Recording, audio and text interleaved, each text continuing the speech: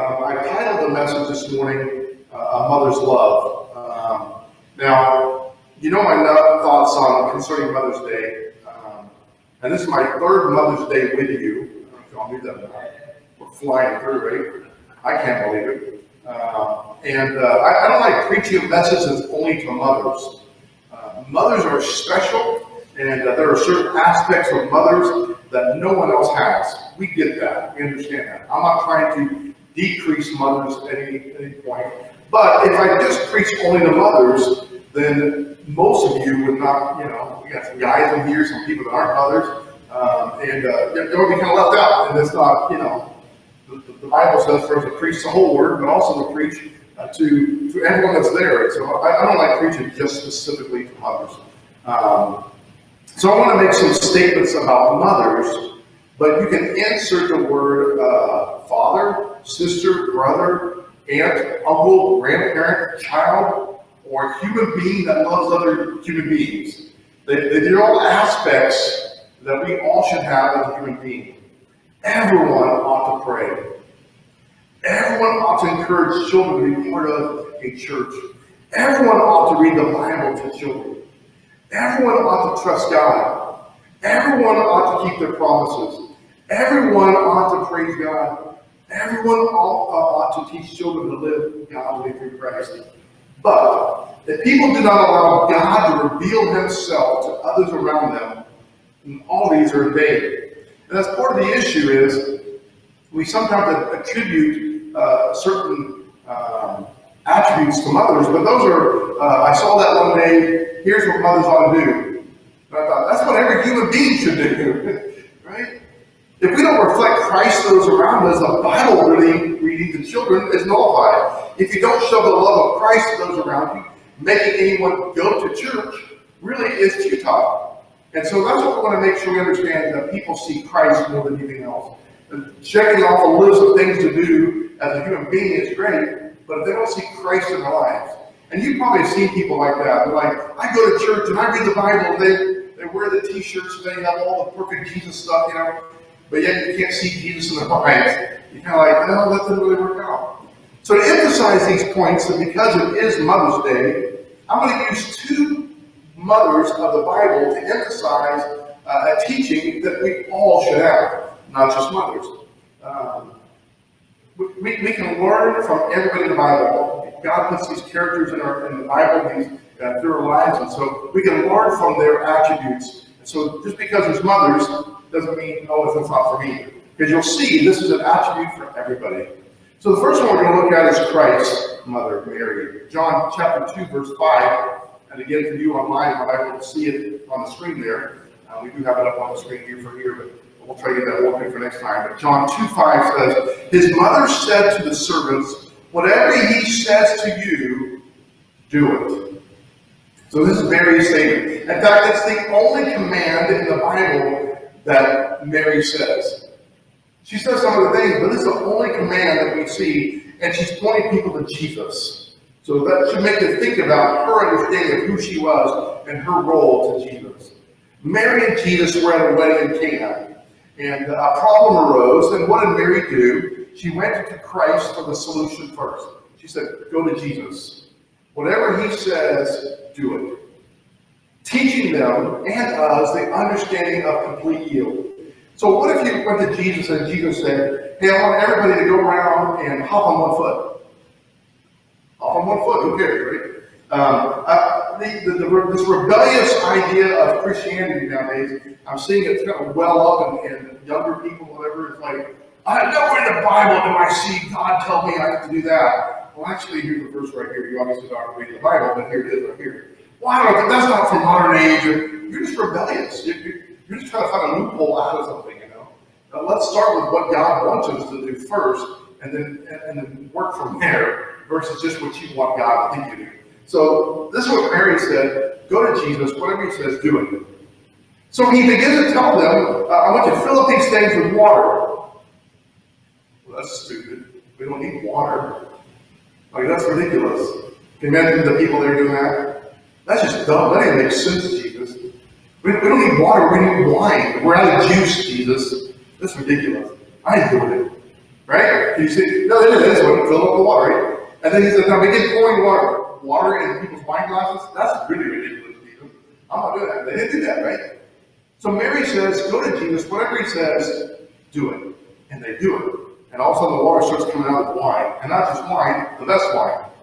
I mean, think about that. Our life lesson from our parents and those that are in leadership and those that are around us that lead us should not be that you can be all you want to be because you can't. Should not be, hey, you can do whatever you set your mind to because you can't.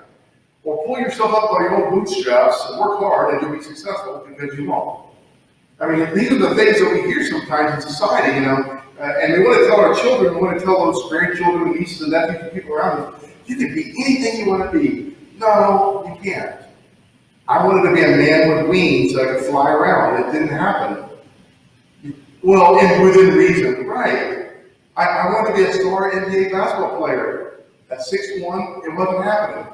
I know there's some 6'1" guys out there who play basketball, but he has a special talent, of which I did not have. So I couldn't be all that I wanted to be, right? Then I want to play football. I want to be like Roger Staubach. I can't throw a football, like I don't think I can throw it to Ron. Even in high school, when I had an arm, I don't think I could throw it to Ron back there, you know? So I wasn't going to be a Roger Staubach. So you can't just be whatever you want to be and pull yourself over your bootstraps. Life happens, things happen where, you know, I pull up my bootstraps and 2 days later I get my legs amputated. Now I don't have boots anymore. Now what do, you know?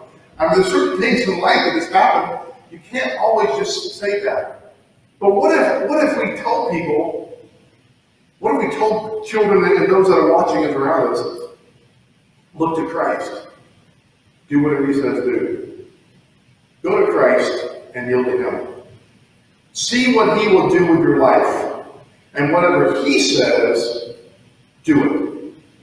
Now, if that was the message we continue to put out there, if that was the message that we told people that are watching us and we're leading them, and whether you're a mother or not, there's people that are watching you, and there's people that are following you, there's these people that want to hear about what you have to learn, to teach them, and if you tell them, hey, go to Jesus, do whatever he says do. That's a pretty good direction there. When any problem pops up in our life, we need to have that answer in our heart and teach those that are watching us to look to Christ through the problem. And so often as Christians, we don't even have the answer. Like, what am I supposed to do? Well, do you go to Jesus? Not yet. Well, that should be the first thing we do. When any problem pops up, we got to go to Jesus. And that's what Mary was teaching them. She had no idea what Jesus was going to say. Right? He had never done a miracle before, so she didn't think that. That was the furthest from her mind. She knew who he was. She knew what he could do. But she didn't know. What if Jesus said, yeah, the party's over with. Let's go home. What if that was the answer? Yeah, we don't have any wine, so I guess the party's over with. Let's just, all right, well, let's go home. We can do whatever it says. She didn't know what the answer was going to be. And so often we go to Jesus and we expect Jesus to do exactly what we're asking him to do. Jesus, do this for me. Well, he may not do that for you. He may be doing something completely different. Just do what he says to do. Mary had no idea, but without seeing a miracle manifestation in her life, she had pondered everything that she had learned about Jesus in her heart from birth, and she knew that if there could be something that could be done, he'd be the one that could do it. That's what we have to think of.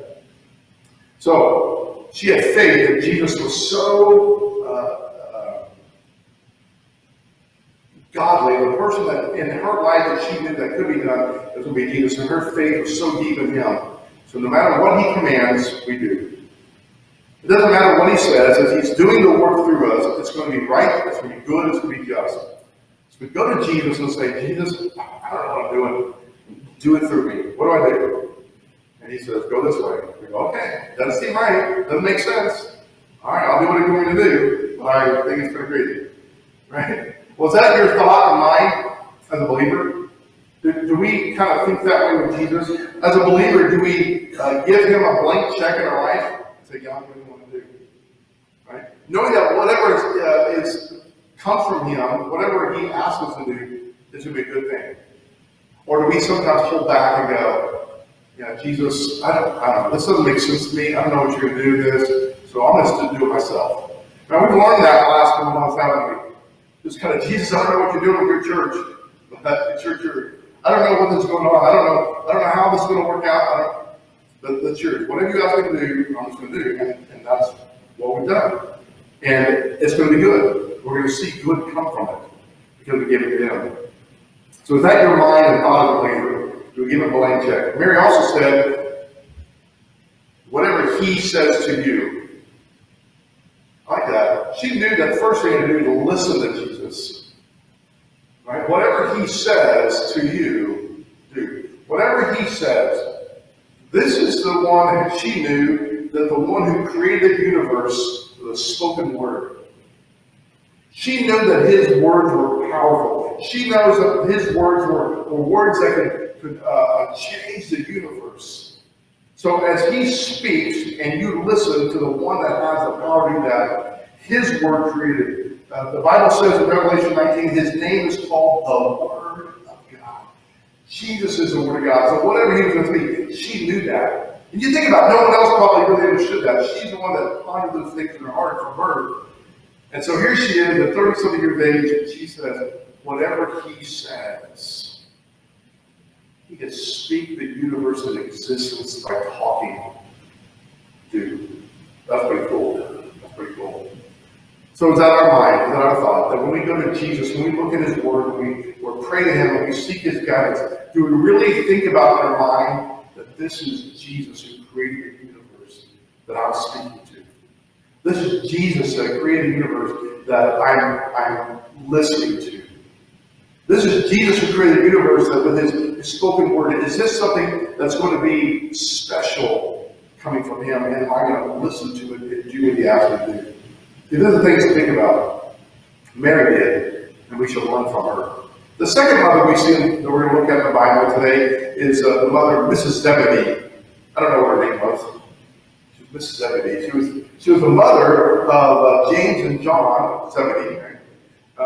And the Zebedee's sons, right? In Matthew 20, verse 20, says, then the mother of the Zebedee's sons came to him with her sons, and kneeling before him, she asked for a certain thing. He said to her, what do you want? She said to him, grant that these two sons of mine may sit one at your right hand and one at your left in your kingdom. So this is the question she gave. I love Jesus' answer. Jesus gave her an amazing answer. He said, you don't even know what you're asking. You have no idea what you just asked. Wow. That's like, as a mom, you're like, okay. I thought we did, but all right. I'm just kind of asking, you know. He said, you have no idea what you just asked. And he goes on to explain that she basically is asking for her son to be tortured, ridiculed, and crucified. Right? That's what he said. Right? They're not going to be able to be baptized when I'm about to be baptized with. They're not going to be able to handle what I'm about to go through. You have no idea what you just asked. Oh, okay. And then he says, and beside all that, I don't have the power to do that anyway. God's the one that has the power to have someone sit at his right hand. Because Jesus knew exactly where he was going. And if God was on the throne, and the Bible says that Jesus sits on the right hand of God, and the Bible says that the right hand of God has a power to save lives. The Bible says that the right hand of God has a power to bring resurrection, and the power to give people eternal life. That's through Christ, the right hand. How's the other ones going to sit on the left and right of Jesus? We're going to tell God to move out of the way? See? Like, so she doesn't really understand, because in her mind, she was thinking just a kingdom. She was just thinking a real king that would be sitting up there. And so he goes on to explain that to her. And she said, well, I just really like him to be there in that inner circle. But the first part of the same chapter, Jesus tells a story that might have disturbed her. And maybe the story that he tells is what got her to think about coming to him. The story of a man who hires laborers in the morning, and then hires laborers all throughout the day, and then everyone gets the same pay. And then just a few verses later, that's what she's going to Jesus and they said, right? Like, I heard that story you said, everyone's going to get the same pay, so everyone's going to be in your kingdom. I get that. But my sons are in the center circle, Peter, James, and John, right? the 2/3 of the same of the trio of the same of the inner circle of Jesus, and I think they're better than Peter. So, right? So when the opportunity presented herself, she came to Christ. Matthew says that she bowed down before him and made this request: "When you establish your kingdom, I request that my son sit at the right hand and left hand."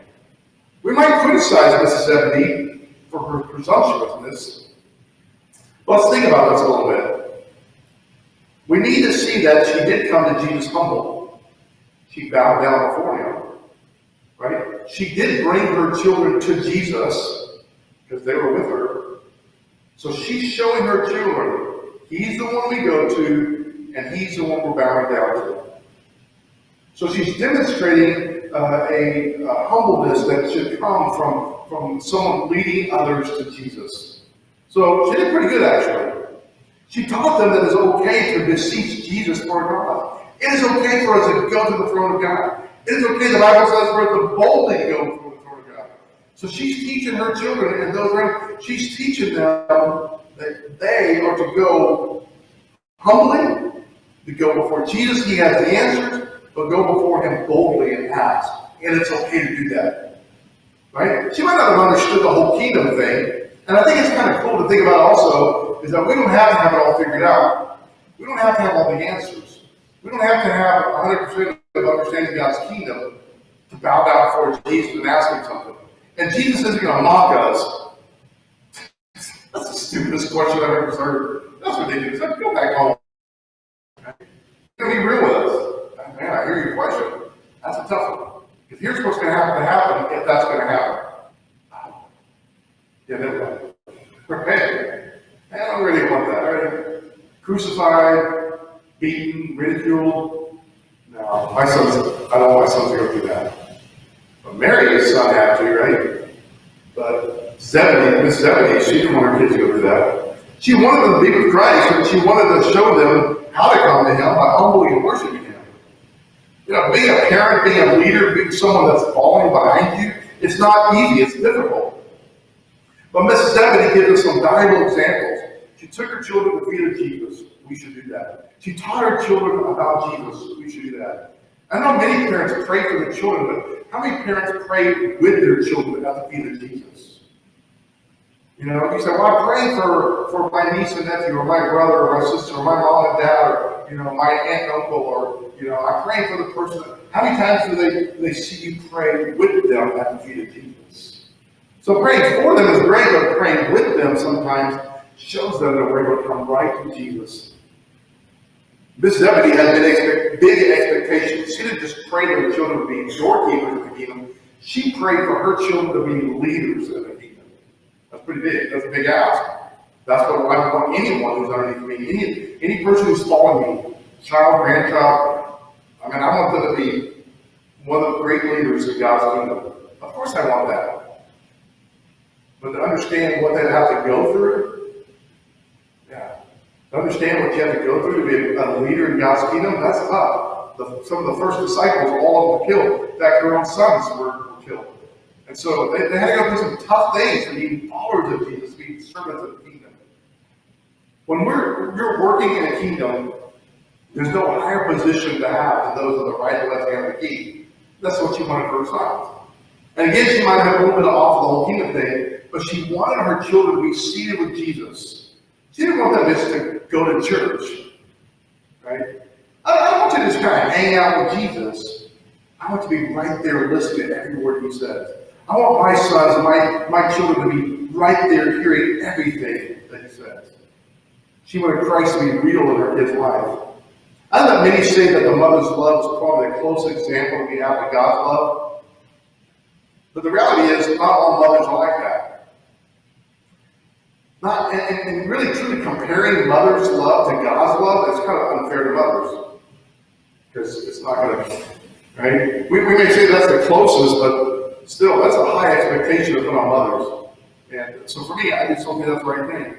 Comparing mother's love to God in reality is not fair to them. And no mother, for that matter, no person, can love like Christ loves his own.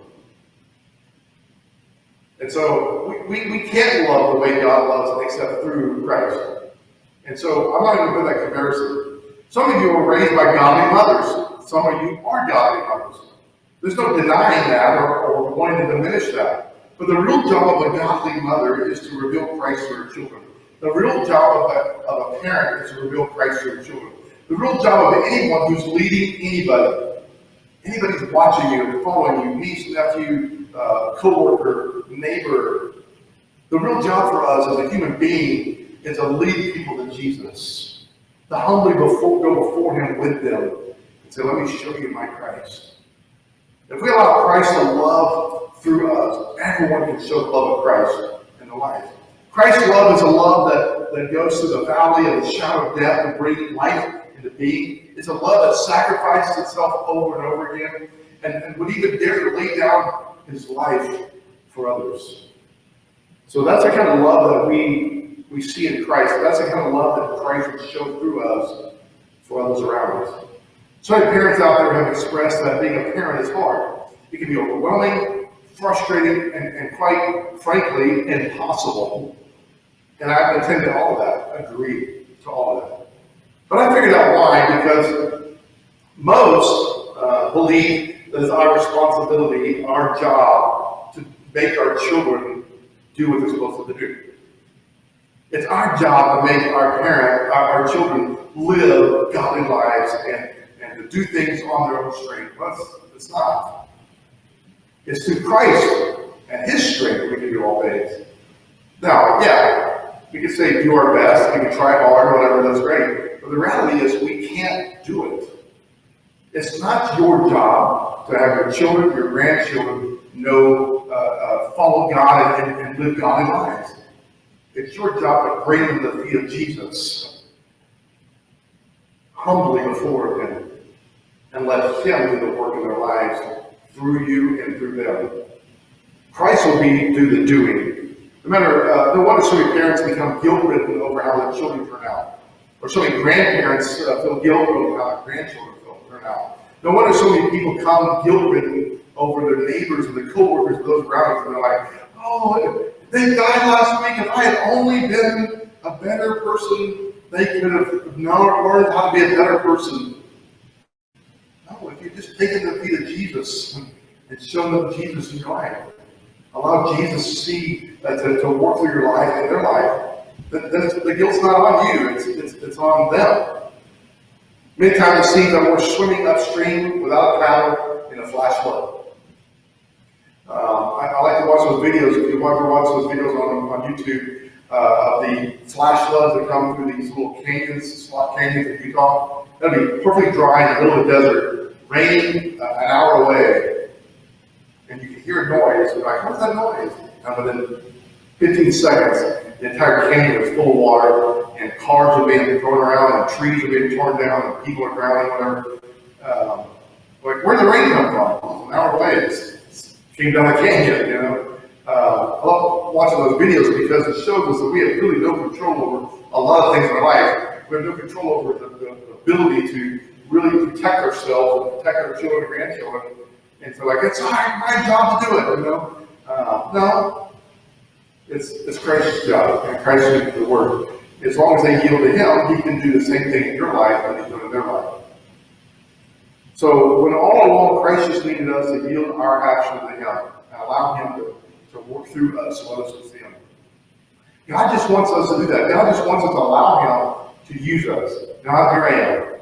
Use me. Reach those around you. That's what he's asking. You don't have to be Jesus. You don't have to be Superman. You don't have to be Wonder Woman all wrapped up in a perfect life. Right? We just have to allow Christ to be revealed in everyone around us.